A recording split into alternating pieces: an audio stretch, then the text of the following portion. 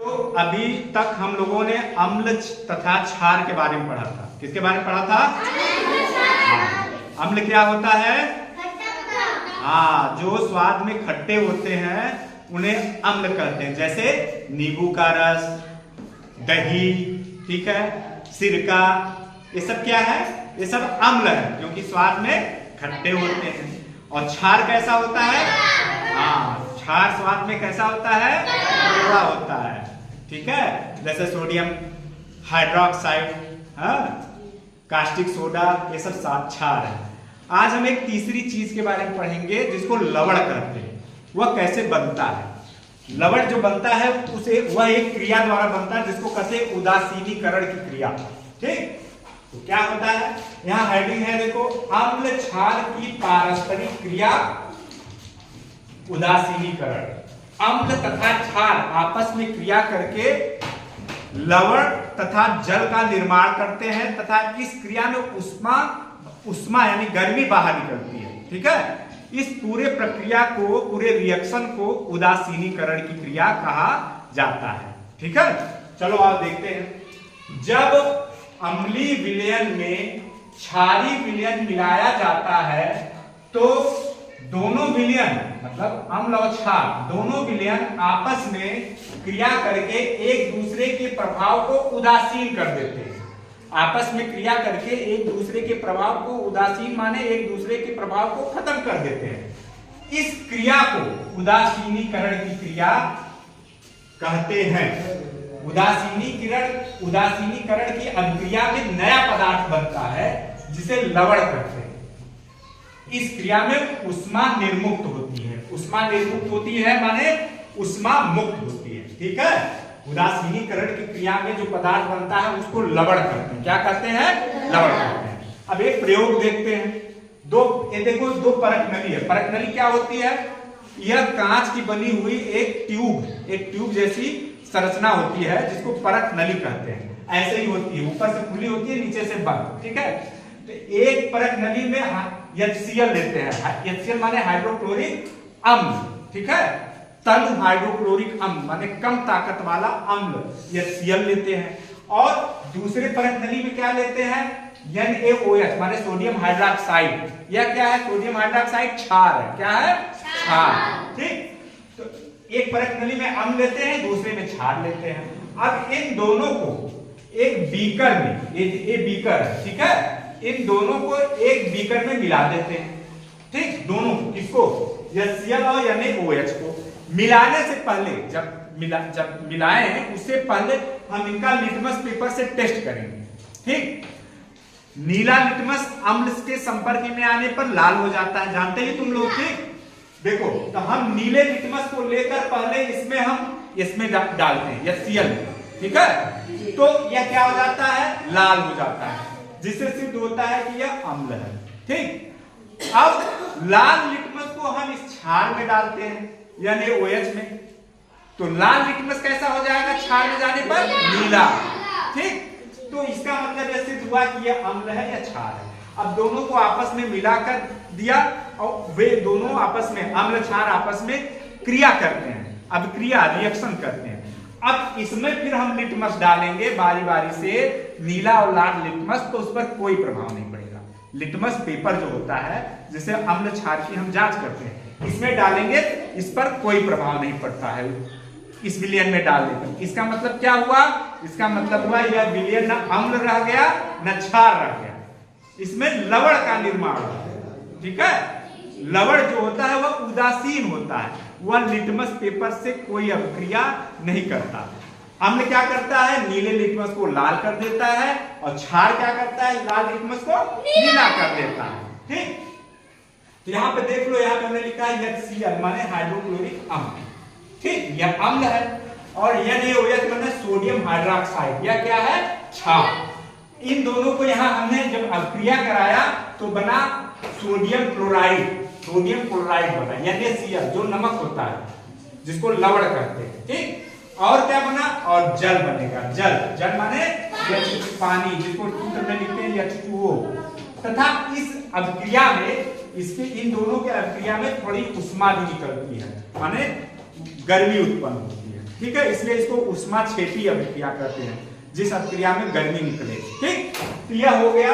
देखो यहाँ अम्ल यहाँ क्षार मिलकर लवण जल तथा उष्मा बनाते हैं। इस पूरे क्रिया को उदासीनीकरण की क्रिया कहते हैं। क्या कहते हैं? उदासीनीकरण की क्रिया। इसको इंग्लिश में कहते हैं न्यूट्रलाइजेशन, न्यूट्रलाइजेशन रिएक्शन। ठीक, इस पूरे क्रिया को उदासीनीकरण की क्रिया कहते हैं। अम्ल क्षार जब आपस में क्रिया करके लवण तथा जल बनाए तथा इस क्रिया में उष्मा निकले, तो यह कैसी क्रिया हो जाएगी? उदासीनीकरण की क्रिया। अब आओ देखो अम्ल क्षारक तथा लवणों के उपयोग। कुछ अम्ल क्षार और लवण दिए गए हैं, उनके उपयोग को हम बता रहे हैं। ठीक है, देखो यह अम्ल कौन सा है? सल्फ्यूरिक अम्ल। क्या अम्ल है? सल्फ्यूरिक अम्ल। इसका सूत्र क्या है? H2SO4। इसका नाम क्या है? व्यापारिक नाम इसको कहते हैं गंधक का अम्ल। क्या कहते हैं? हाँ। इसका घरेलू या औद्योगिक उपयोग क्या है? उर्वरकों जैसे अमोनियम सल्फेट के निर्माण में, बैटरी के निर्माण में, कागज, कपड़े आदि के निर्माण में किसका प्रयोग होता है? सल्फ्यूरिक अम्ल का। किसका उपयोग होता है? समझ रहे हो तुम लोग? समझ आ रहा है ना? ठीक। अब देखो दूसरा अम्ल क्या है? पढ़ के बताओ। सभी लोग बताओ क्या है? नाइट्रिक अम्ल। इसका सूत्र क्या है? HNO3। इसका व्यापारिक नाम क्या है? सोरे का अम्ल। क्या नाम है? सोरे का अम्ल। इसका उपयोग क्या है? अम्लराज बनाने में। अम्लराज होता है, यह दो अम्लों के मिलने से बनता है। ठीक है, इसके बारे में तुम लोग आगे कक्षाओं में पढ़ोगे। और अमोनियम नाइट्रेट उर्वरक के निर्माण में, अमोनियम नाइट्रेट जो कि यूरिया में होता है उसके निर्माण में, पटाखे के निर्माण में, किसके निर्माण में? पटाखे के निर्माण में, TNT विस्फोटक के निर्माण में। TNT एक बहुत बड़ा विस्फोटक होता है जिससे बड़े बड़े पहाड़ उड़ाए जाते हैं। इसका फुल फॉर्म होता है ट्राइनाइट्रोटोलुइन। ठीक है, पहाड़ों को उड़ाकर रास्ता बनाया जाता है या विस्फोटक बम बनाने में इसका प्रयोग किया जाता है। तो इसका नाइट्रिक अम्ल का अम्ल यानी सोरे का अम्ल का उपयोग TNT के निर्माण में किया जाता है, जिसको कहते हैं ट्राइनाइट्रोटोलुइन। अब देखो अगला अम्ल है हाइड्रोक्लोरिक अम्ल। ठीक, इसका सूत्र क्या है? HCl। इसको कहते हैं नमक का अम्ल। क्या कहते हैं? नमक का अम्ल, क्योंकि इसका उपयोग नमक बनाने में किया जाता है। कैसे? HCl plus NaOH। यहाँ क्रिया हमने बताया ना, HCl प्लस NaOH। NaCl माने नमक बना, जल और उष्मा निकला। ठीक, इसका उपयोग होता है क्लोरीन के निर्माण में। किसके निर्माण में? क्लोरीन के निर्माण में, नमक के शोधन में और नमक के निर्माण में। अगला देखो एसिटिक अम्ल है। इसका सूत्र क्या है? CH3COOH। ये एसिटिक अम्ल का सूत्र है। किसका सूत्र है? एसिटिक अम्ल का सूत्र है। इसको सिरका कहा जाता है। घर पे सिरका तुम लोग खाए हो? हाँ, तो यह उसको एसिटिक अम्ल कहते हैं। उसका सूत्र है, रासायनिक सूत्र CH3COOH। इसका उपयोग कहाँ होता है? आचार बनाने में। आचार बनाने में होता है ना सिरके का प्रयोग, और फोटो फिल्म के निर्माण में तथा सफेदा बनाने में।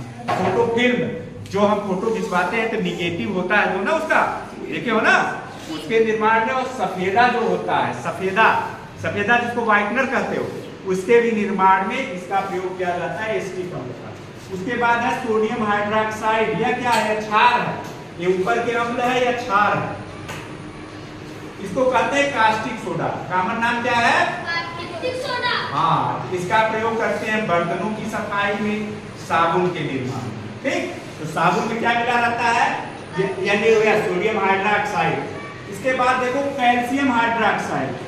इसका सूत्र क्या है? CaOH। इसको कहते हैं चूना। चूना जो बिना बुझा चूना होता है, चूने का जो पत्थर होता है ना, वो कैल्शियम ऑक्साइड ही होता है। इसका प्रयोग क्या करते हैं? चूना लाकर हम लोग कहीं पानी में डाल देते हैं तो उबलने लगता है ना, पानी से क्रिया करके खूब उसमें से बूंदें बड़ी बड़ी निकलती है ना, और गर्म हो जाता है। वो जब चूना खोदाई किया जाता है तो कैल्शियम ऑक्साइड को पानी में हम डाल देते हैं, तो देखते हैं कुछ देर तक पानी बहुत गर्म हो जाता है, बुलबुले उसमें से निकलते हैं।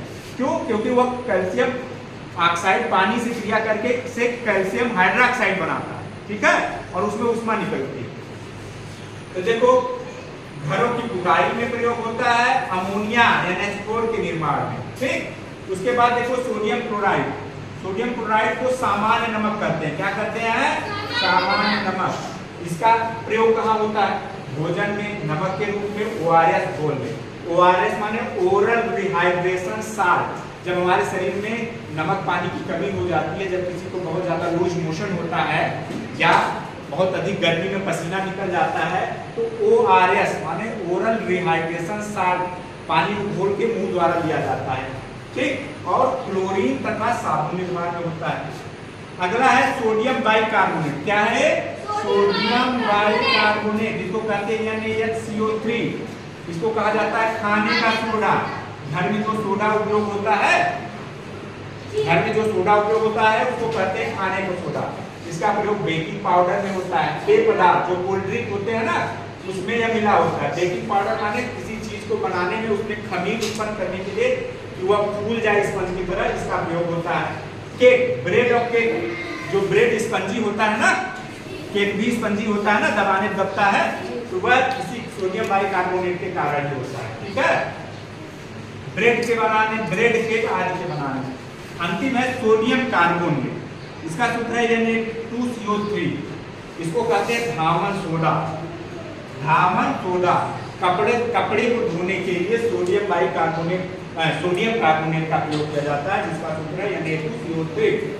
इसका उपयोग कहाँ है? कपड़े की धुलाई में, कांच के निर्माण में, जल की कठोरता दूर करने में। कुछ जल कठोर होते हैं, भारी होते हैं, उनको मृदु जल बनाने के रूप में, मृदु जल हम जो पीते हैं वो मृदु जल होता है, इसका उपयोग किया जाता है। तो आप सभी लोग जो रिएक्शन हमने दिया है उसको याद करोगे, कल मैं पूछूंगा आपसे, ठीक है? ठीक है। और इन सभी के सूत्र भी मैं कल पूछूंगा, याद होना चाहिए, ठीक है। और ऐसी कोई चीज जो ना समझ में आए, समझ में आया? ठीक।